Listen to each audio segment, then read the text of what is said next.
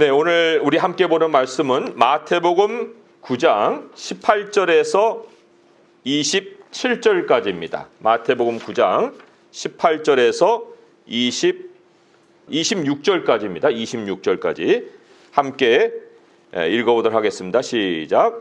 예수께서 이 말씀을 하실 때에 한 관리가 와서 절하며 이르되 내 딸이 방금 죽었사오나 오셔서 그 몸에 손을 얹어 주소서. 그러면 살겠나이다 하니 예수께서 일어나 따라가시매 제자들도 가더니 12해 동안이나 혈루증으로 앓는 여자가 예수의 뒤로 와서 그 겉옷과를 만지니 이는 제 마음에 그 겉옷만 만져도 구원을 받겠다 함이라.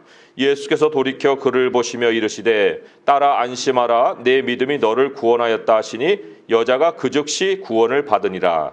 예수께서 그 관리의 집에 가사 피리 부는 자들과 떠드는 무리를 보시고 이르시되 물러가라 이 소녀가 죽은 것이 아니라 잔다 하시니 그들이 비웃더라. 무리를 내보낸 후에 예수께서 들어가사 소녀의 손을 잡으시매 일어나는지라 그 소문이 그 온 땅에 퍼지더라. 아멘. 우리가 무엇을 또는 누구를 가까이 하느냐에 따라서 그 가까이 하는 것에 영향을 받습니다. 오늘 우리 어린아이들이 왔어요. 하율이 하린이가 왔습니다. 자, 어린아이를 가까이 하게 되면은 내가 단순해집니다.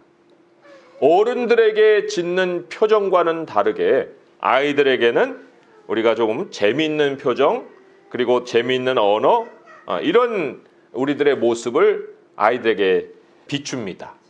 그것은 아이들이 우리에게 끼치는 영향이에요. 어린아이의 영향을 받아서 우리 자신이 그렇게 단순해지고 또 재미있는 표정을 짓는 겁니다. 자, 다른 예를 한번 들어볼까요? 은행에 갑니다. 은행에 가면은 모든 게 다 돈이죠. 입출금의 문제, 대출의 문제, 신용카드의 문제. 우리가 은행을 가면서 어떤 영향을 받습니까? 우리의 생각이 돈으로 바뀝니다. 우리들의 모든 다 나누는 언어가 돈으로 바뀝니다. 돈이 아니고서 은행에 갈 이유가 뭐가 있어요? 그러니까 은행에게 영향을 받는 겁니다. 자, 그러면 그러한 두 가지 사례를 생각해 볼 때 하나님을 가까이 하면 어떤 영향을 받을까요? 하나님. 오늘 9장 전체가 사실 그것을 우리에게 자세하게 가르치고 있습니다. 9장에 뜨문뜨문 나오는 구절을 좀 참고해 보면은요. 2절에 보니까 침상에 누운 중풍병자를 사람들이 데리고 오거늘 예수님께 이제 온 거예요. 그 예수님으로부터 어떤 영향을 받았을까요? 예수께서 그들의 믿음을 보시고 중풍병자에게 이르시되 작은 자의 안심하라 내 죄사함을 받았느니라.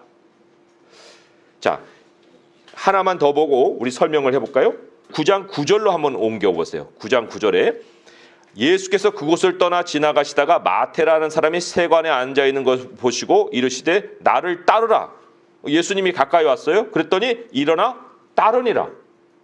예수님을 가까이 하면서 사람들에게 일어나는 변화, 예수님이 사람들에게 끼치는 영향력, 이게 뭐였냐면 믿음이었다는 거예요. 믿음.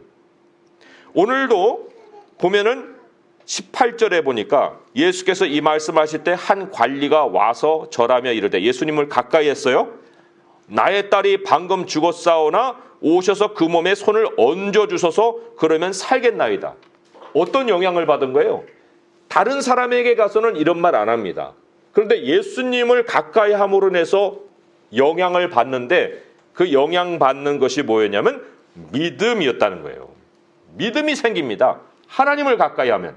그러잖아요. 오늘 두 번째로 나오는 사례에도 21절에 보니까 이는 제 마음에 그 겉옷만 만져도 구원을 받겠다 함이라.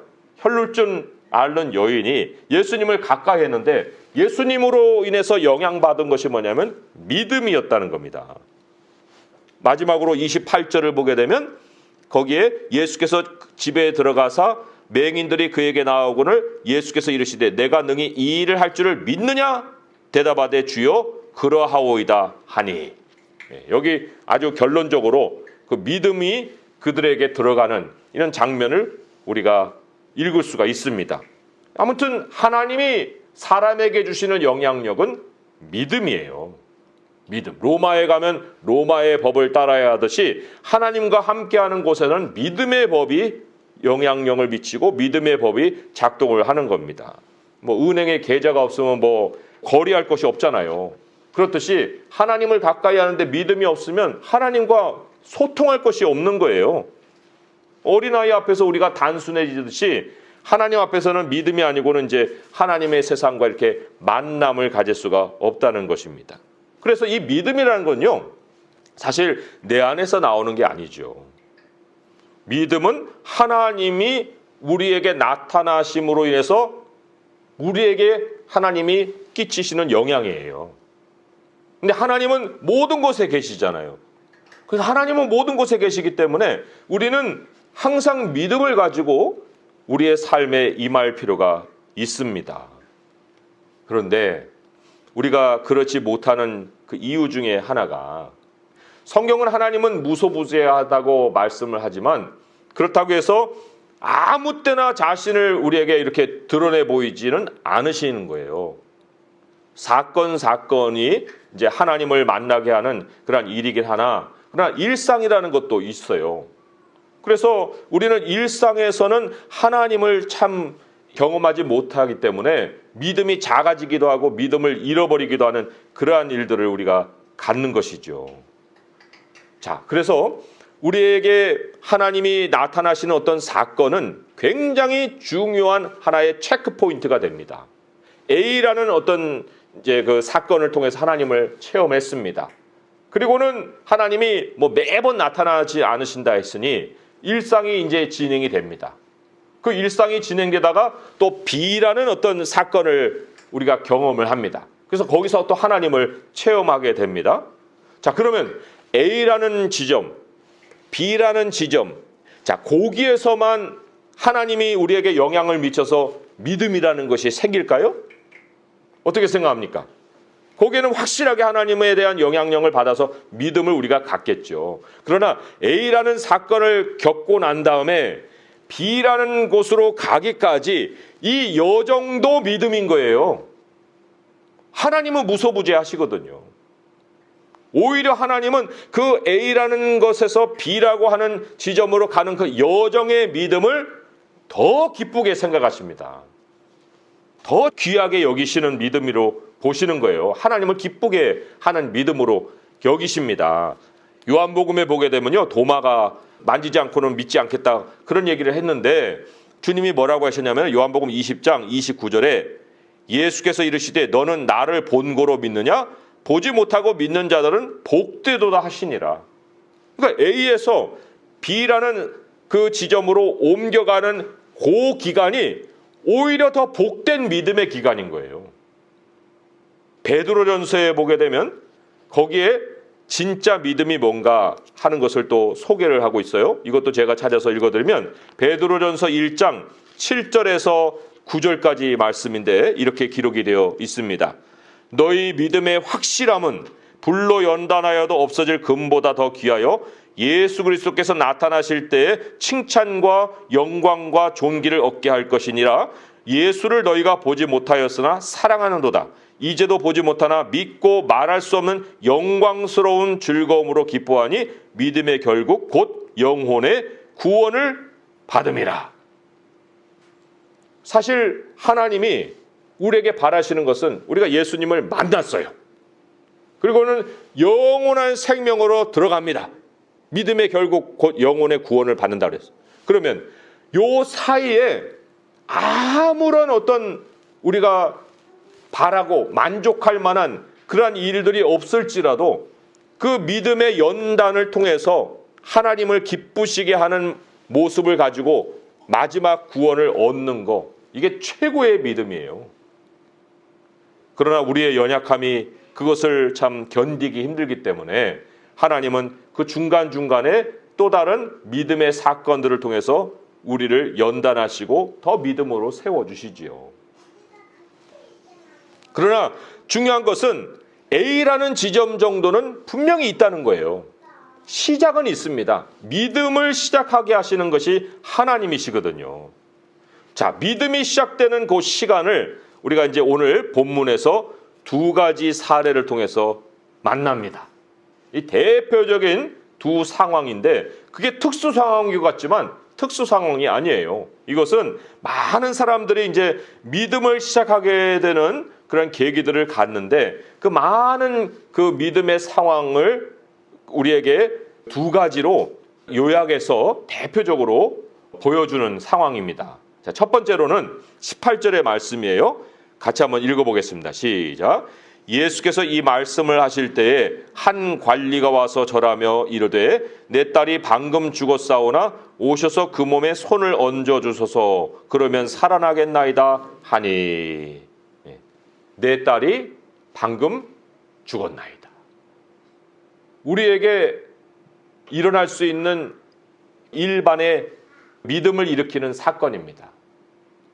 모든 사람들이 사실 사랑하는 대상은 다를 수 있어요. 여기는 이제 딸이 나와 있잖아요. 그렇지만 딸이 아니라 자기가 사랑스럽게 여겼던 그런 대상이 사람일 수도 있고 또 돈일 수도 있고 그렇습니다. 뭐 나이에 따라서 사랑의 대상이 다 다르잖아요. 10대, 20대, 40대, 50대 다 자기가 귀하게 여기고 존귀하게 여기는 것들이 다 다른데 그런데 그게 죽었다는 거예요. 인간의 방법으로는 해결책이 없습니다. 이게 무슨 사람이 조금 손을 댈 수 있는 그런 여지라도 있어야 소망을 갖죠. 이런 거는 사실은 소망을 가질 수 있는 상황이 아닙니다. 그런 사람이 죽는 것뿐만 아니고요. 예를 들어서 사업을 하다가 부도가 났어요. 그 부도가 났지만 어떻게 하면 좀 다시 일어나겠지. 그런 소망은 좀 가질 수 있잖아요. 그런데 부도가 난 정도가 아니고 100억을 빚졌어요. 그러면 그건 사형 선고예요. 아니 어떻게 100억을 갚습니까? 그런 일이 어떻게 생길 수 있겠어요? 못해요.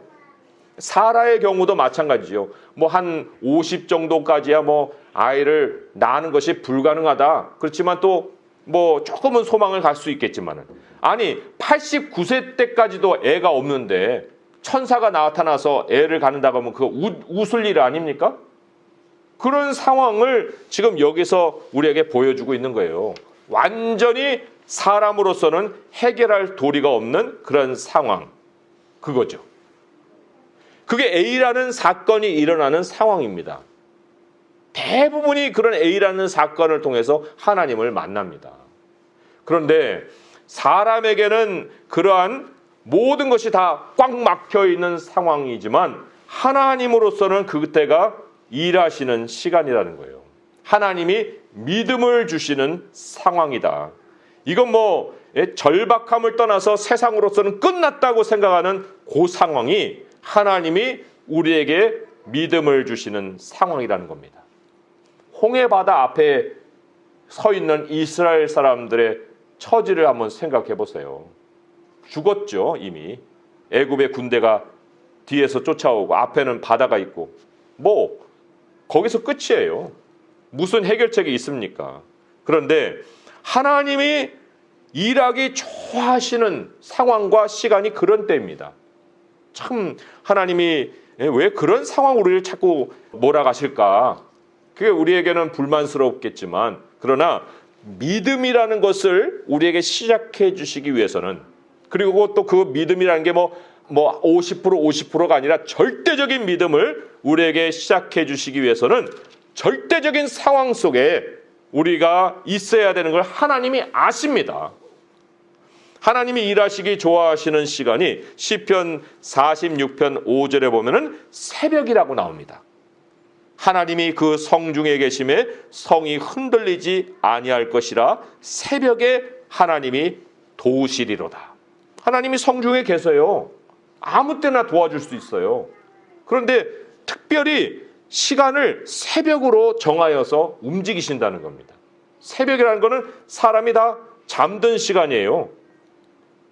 누가 그때 일어나서 일할까 싶은 그 시간에 하나님이 일어나신다는 겁니다.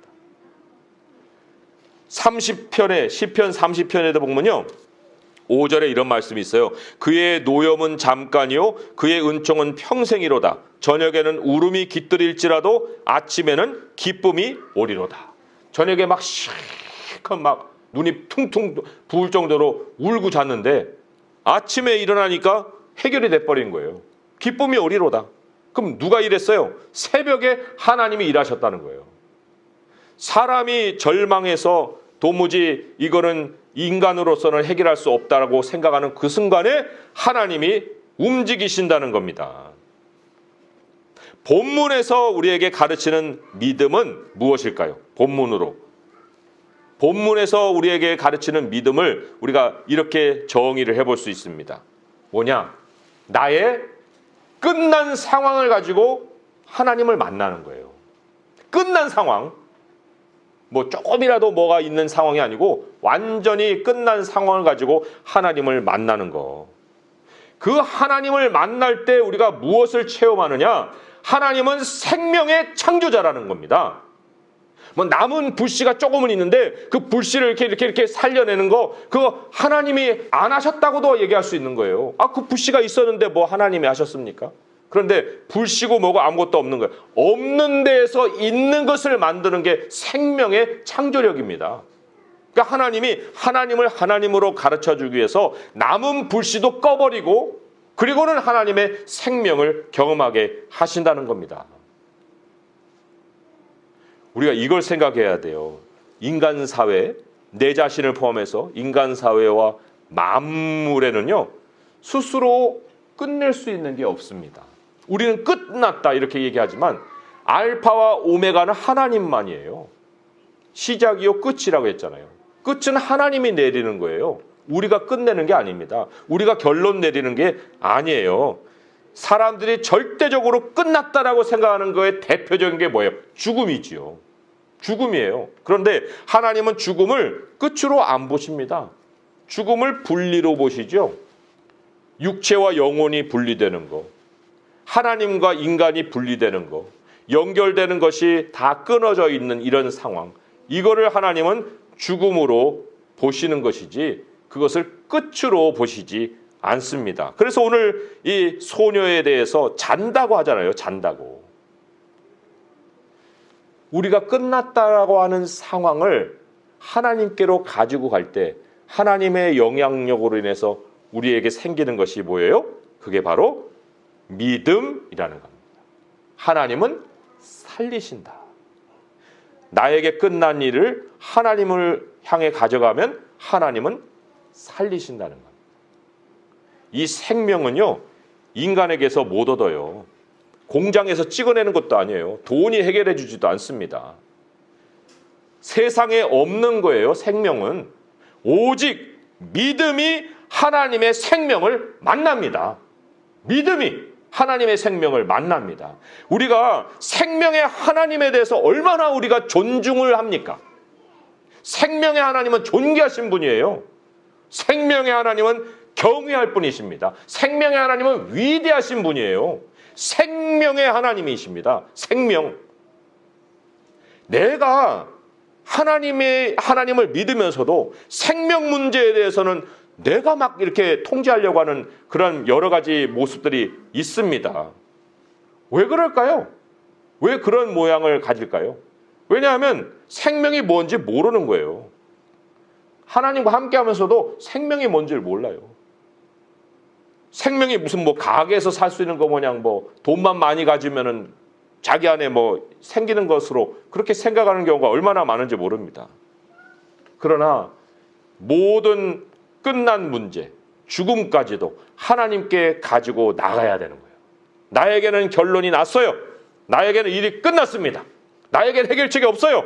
그런데 그 시간들이 하나님이 우리에게 믿음을 시작하실 수 있는 상황이라는 것입니다. 우리가 하나님께 찾아나가서 간구할 것은 단순한 겁니다. 단순한 거예요. 18절의 말씀을 같이 다시 한번 읽어보겠습니다. 시작. 예수께서 이 말씀을 하실 때에 한 관리가 와서 절하며 이르되 내 딸이 방금 죽었사오나 오셔서 그 몸에 손을 얹어 주소서 그러면 살아나겠나이다 하니. 방금 죽었나이다. 제가 오늘 우리 성도님들하고 우리 예배처소 한 군데를 보고 와서 이제 논의를 하려고 했는데 예배 시작 방금 전에 한 16분 전에 문자가 왔어요. 목사님 죄송합니다. 다른 분하고 계약을 했습니다. 많은 기도를 하면서 지난 주간에 쭉 기도를 하면서 그래도 소망을 가지고 기도했는데 방금 죽었다. 방금 죽은 거예요, 그게. 그러면 그 다음은 뭘까? 그런 문제죠. 그런 문제. 우리가 다 될 것 같은 문제였는데 그냥 그 순간에 다 끝나버리는 이런 것들이 얼마나 많은지 몰라요. 비일비재합니다. 그랬을 때에 이 사람 관리는 뭐라고 했어요? 죽었사오나 죽었습니다 하고 이게 널브러진 게 아니고 죽었사오나 오셔서 그 몸에 손을 얹어 주소서. 그러면 살아나겠나이다. 이게 A의 지점이 생기는 순간입니다. 이 순간이 인생의 믿음을 갖게 되는 순간인 거예요. 이 순간을 하나님은 모든 사람에게 다 주십니다. 그리고는 B라는 순간까지 믿음으로 살아가게 하시는 거예요. 못 견디는 순간까지 또 가겠죠. 왜요? 우리가 그 믿음을 지키지 못하니까. 자, 그래서 죽음의 문제, 사랑하는 것을 잃는 이러한 문제가 많은 상황들을 다 요약해주는 하나의 예라고 볼 수가 있어요. 두 번째 상황을 우리가 또한 보게 되면은 20절에서 21절입니다. 함께 한번 읽어볼까요? 시작. 12해 동안이나 혈루증으로 앓는 여자가 예수의 뒤로 와서 그 겉옷가를 만지니 이는 제 마음에 그 겉옷만 만져도 구원을 받겠다 함이라. 하나는 사랑하는 것을 잃는 경우이고 두 번째로는 병입니다. 병. 사랑하는 것을 잃는 것은 내 외부의 것을 잃는 거예요. 그걸 다 대표하는 겁니다. 죽음이라는 것이.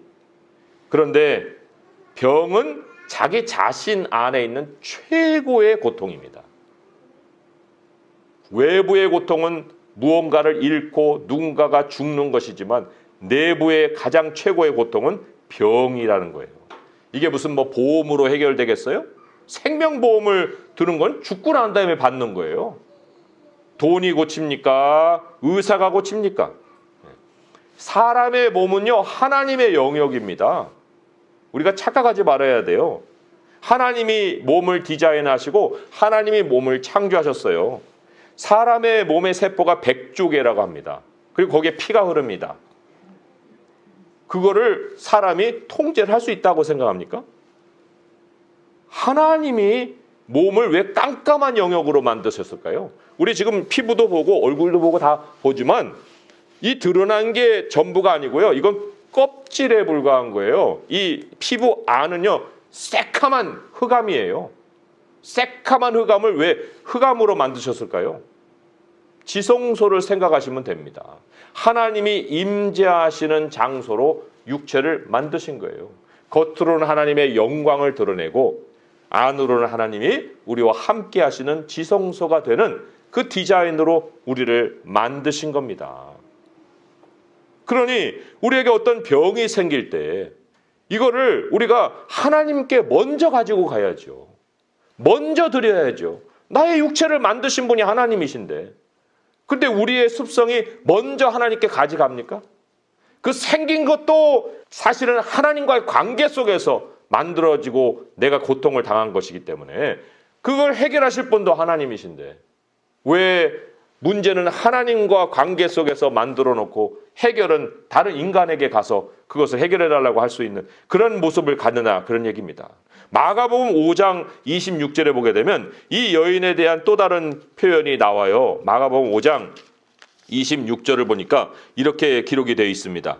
많은 의사에게 많은 괴로움을 받았고 가진 것도 다 허비하였으되 아무 효험이 없고 도리어 더 중하여졌던 차다. 이렇게 나옵니다. 의사에게 괴로움을 받았어요. 병만이 아니고. 또 돈도 다 썼습니다. 이게 남은 게 없는 거예요. 그런 상황이 바로 하나님이 우리에게 믿음을 시작해 주시는 상황입니다. 그러니까 이 여인이 참 굉장히 독특한 고백을 합니다. 21절에 보면은 이는 제 마음에 그 겉옷만 만져도 구원을 받겠다 함이라. 왜 치유라는 단어를 안 쓰고 구원이라는 단어를 썼을까요? 나 예수님 그 옷자락만 만지면 나 병 날 수 있어. 이게 아니에요.